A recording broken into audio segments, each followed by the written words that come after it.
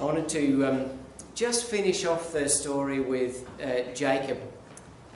We left off last week where Jacob was going to meet his brother Esau and wrestles with God at the river Jabbok.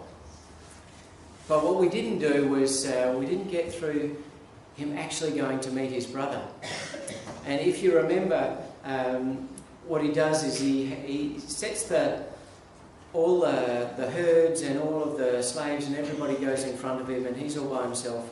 So then the next morning, after he's wrestled with God and he's been blessed by God, he limps off and he grabs the family and then he goes to meet Esau. And as he sees Esau coming towards him, he bows down to the ground and approaches with humility. Esau, however, sees him coming and runs to meet him. Hopefully that's sparking some images for you or memories too. So he runs out to meet him and he gets him to stand up and embraces him. And they both cry on each other's shoulder. Although I suspect it's for different reasons. Esau is overwhelmed with happiness to see his long-lost brother. And Jacob is overwhelmed with relief that Esau and his 400 men are not there to kill him. And so then Esau says to Jacob, "What did you mean with this, flock after flock after flock of servants saying, 'Oh, these are a gift'?" He said, "Oh, well, that was to find favour with you. That was the whole point." And Esau says to Jacob, I don't need all of your flocks. You don't have to find favour with me. We're brothers and I have everything that I need." And Jacob says, in short, "Truly, to see your face is like seeing the face of God, since you have received me with such favour." After, we've looked at the times when Jacob did see the face of God and lived to tell the tale, and has, hot on the heels of that kind of revelation, comes to see his brother, who he imagined was out to kill him for all this time.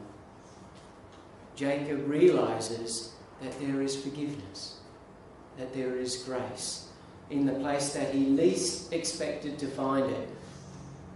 And what he says is, to see your face is just like seeing the face of God.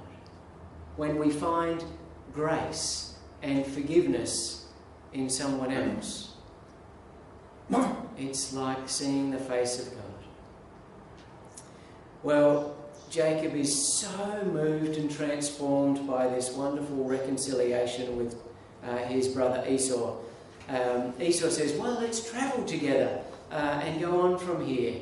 And Jacob says, "Oh, no, the women and the children and the herds, they're so slow, we'd just hold you up. What a pain that would be, you and your 400 fighting men. We will just come on our own little slow way." And Esau says, no, it's no problem. And Jacob says, no, I insist, we're far too slow and decrepit. So then Esau says, "All right, well, I'm off to Seir, and I will meet you there." And Jacob says, "Yes, we will meet up there." And off he goes in the other direction. So one has to say, or ask the question, for all of these encounters with God, has Jacob really changed at all? Does he really grasp God's grace and God's forgiveness? My suspicion is he's probably just like us. We receive forgiveness and we receive grace and we think, "Oh, my world has changed." And then the next day we move on as if we've forgotten all about it. But you know what? God comes again with grace and with mercy and with love.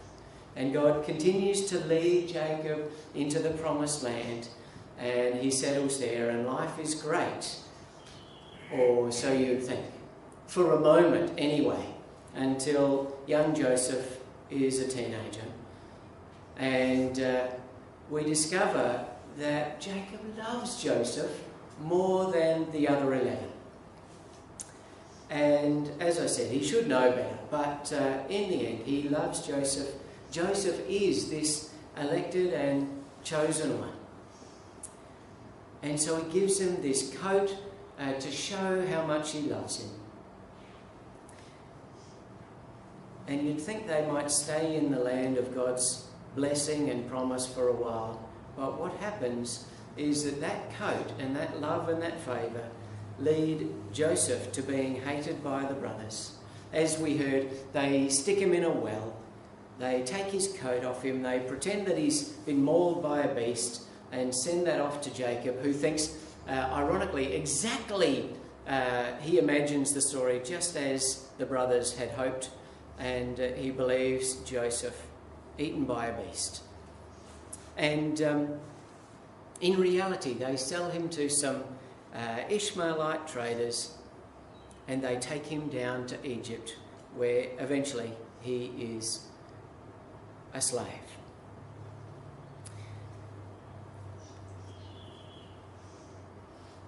Now, this story, as we find it, has this dual movement. It goes from Canaan, the promised land, down to Egypt. It goes from the individual of Jacob and of Joseph, and it will lead on to being the people of God, the people of Israel. And as a whole, the story witnesses to God who uses even evil designs of people to bring about good. God's plan is, at worst, it's only frustrated by evil, but it's never thwarted. It's never outdone. And through these stories, we have often seen the selection of the one family member has led to the exclusion of the others. We saw it in Lot and Abraham. We saw it in Ishmael and Isaac. We saw it in the sons of Keturah, and we saw it in Jacob and Esau. And so we see this over and over again. And we'd have to wonder, what is God thinking? Is it God's plan to choose one and to leave behind the others? Is it really God's, hope and design that one would be elected and the others would just be cast out to become some other nation of forgotten people? Is that what God intends through these stories over and over? Spoiler alert, no, the answer, basically. But we'll get to that. What we see in this story is rather a significant change. We see the reconciliation of Jacob and Esau, but it's really only fleeting. And Jacob is still led in the opposite direction to Esau. And Esau does go on and become the people of Edom. He becomes another quite strong, large and powerful nation. And at times, they tussle with the people of Israel. But it's a start. And here in Joseph's story, though, as we see him taken down to Egypt, as we move through the story, what we get to see is that he does reconcile with his brothers. And he does reconcile the 12 tribes of Israel into one people, the people of God.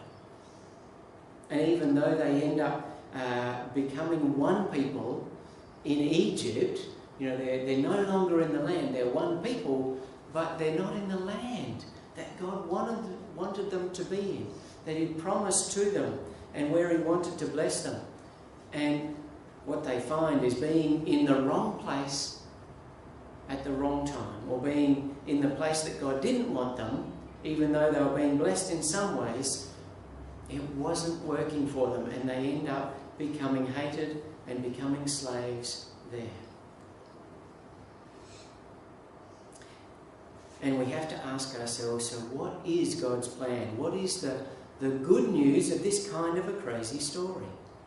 Of selecting one and then seemingly forgetting the others? But it's not. The chosenness of the one is for the reconciliation of the others. And this is the wonderful thing we see in Joseph.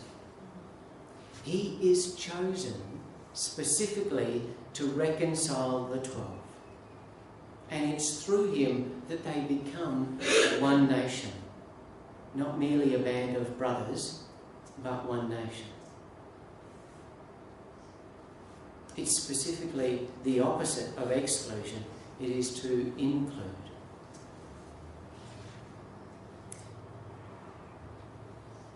And in many ways we find ourselves, the people of God, just like this character of Joseph.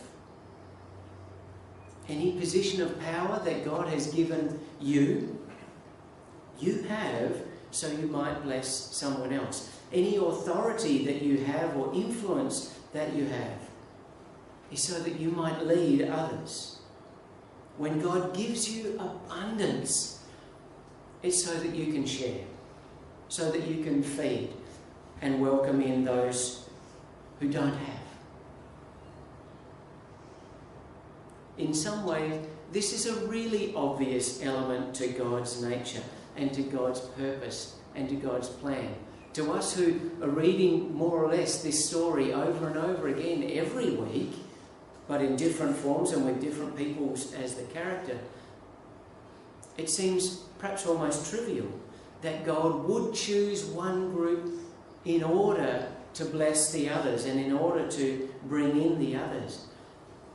But I don't know if you've seen the news lately. I don't know if you've looked at what's happening in the world lately.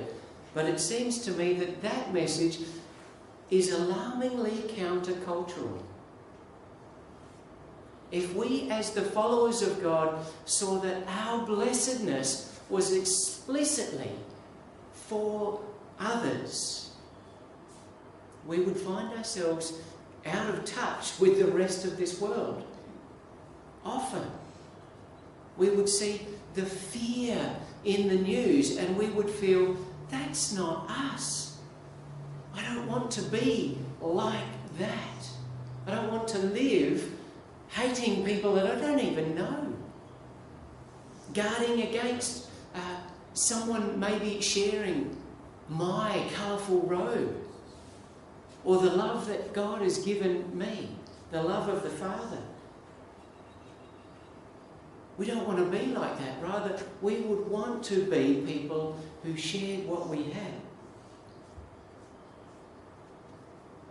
And if we were to live that kind of life, we'd find ourselves quite different from the community around us.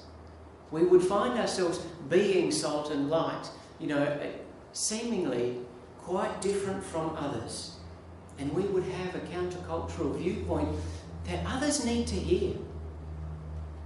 That God's love is in fact so abundant it can be shared endlessly.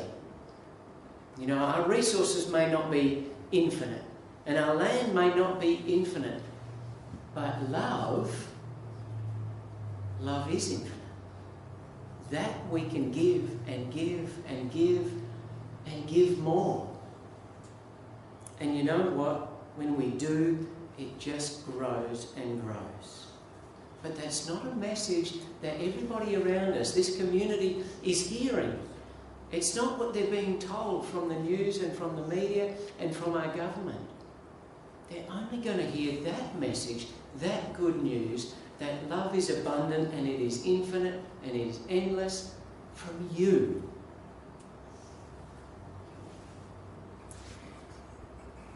I spent some time in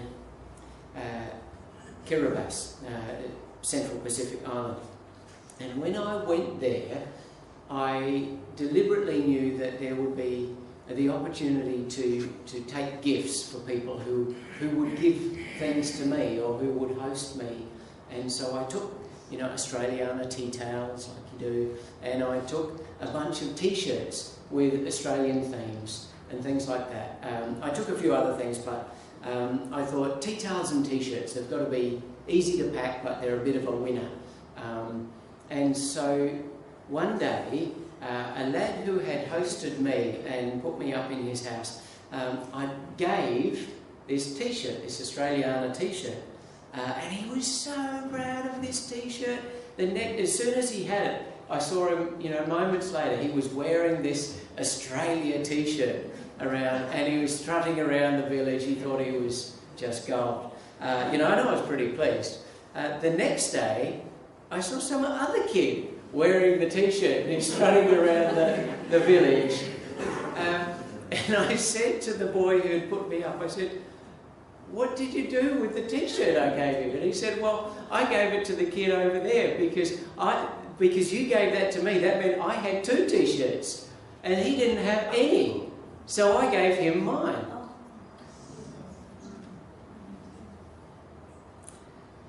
Oh, that we could be God's people in a world who really need us. Let's pray. Loving Lord God, we do thank you for your abundance in our life. And we pray that you would help us, Lord God, to be your people.